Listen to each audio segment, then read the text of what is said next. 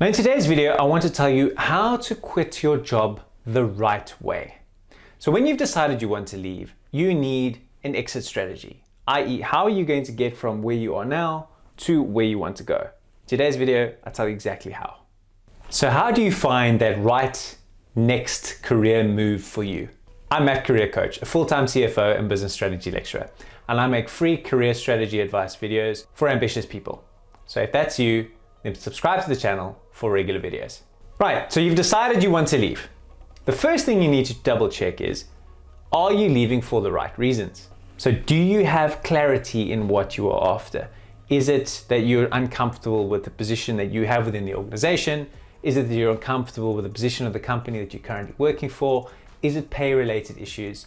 I made a video very recently on the things that I believe you need to consider when deciding to quit your job.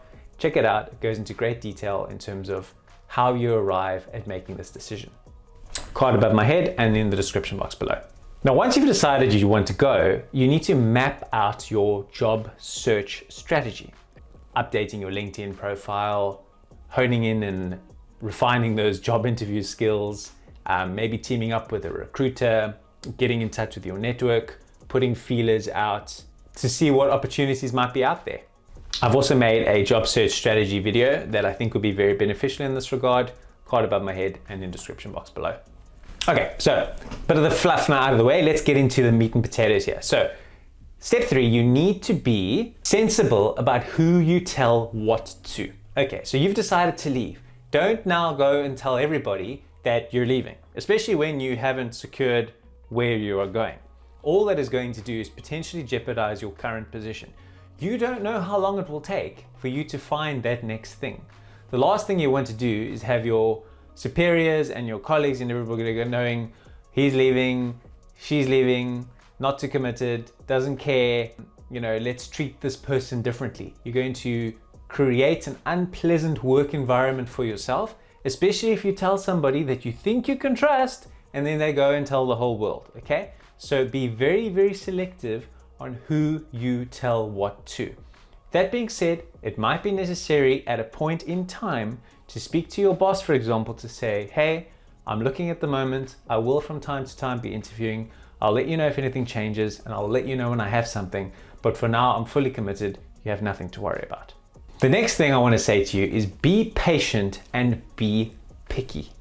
The reason why I say this is you have a job, right? So you don't want to stay there forever, but you have a job. So your bills are paid. Your salary is coming in every month.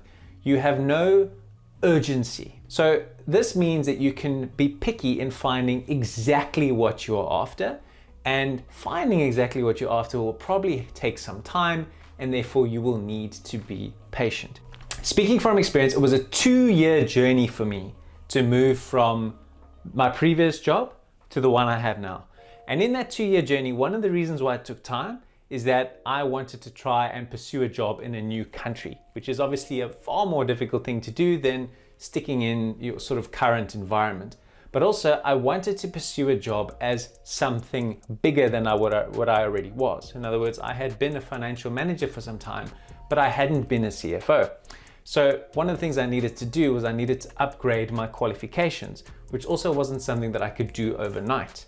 So arriving at a juncture where you're figuring out what the next step is and taking that next step is very often a long lead item, okay? So you need to be open to the fact that it's going to take your time to get this done.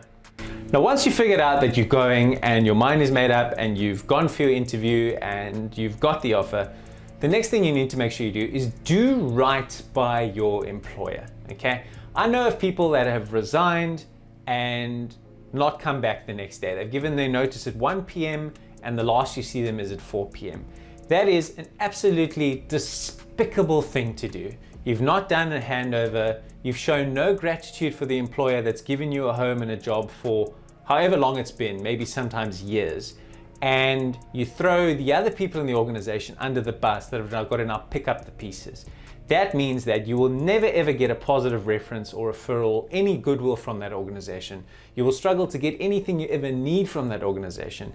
And in the long shot event that it doesn't work out with the new company that you go to, you will never have a chance to go back to where you came from. So Doing something like that is going to burn bridges, and it is going to destroy your reputation over the long term if you never part on good terms. Always do right by your employer. Always have positive things to say about your employer. Always show gratitude when you leave. You never know how small the world is. Maybe one day that employer you left buys the new company that you went to. Hell, the world is only so big. And I've alluded to it already, but don't burn bridges on your exit. So you do work out your notice, and you know what you do? In the last week, you go around the whole organization telling every Tom, Dick, and Harry exactly what you think of him. You're an idiot. You don't know what you're doing. You're stupid. You're incompetent. Why do that? Yes, you vented some frustration and you feel like you're going out on your high horse until one day one of those people that you burned bridges with gets appointed by the company that you work for in a superior position. Or you get something from that organization down the road from one of those people you had a lot to say about, and they won't give it to you. So be very, very careful that you don't burn your bridges. In my experience, I used to be an arrogant tosser. I left the company that I was working for and I decided to tell some people what I thought of them. And you know what? 5 years later, I needed to crawl back to that organization to get a job so I could pick myself up and get back up on my feet. And I was very, very lucky that I hadn't burnt all of my bridges. But it was a reminder to me that you never ever get too big for your boots, and always show gratitude and leave and part on good terms. Keep your karma good and keep your goodwill, because you never know when you're going to need it. I hope this video helped. I make videos for fun in my spare time. The only thing I ask is that you give the video a like, so that if you saw it and you enjoyed it, it'll be spread out so that other people can see it and enjoy it as well. Thank you for watching. Stay safe, and I will see you soon.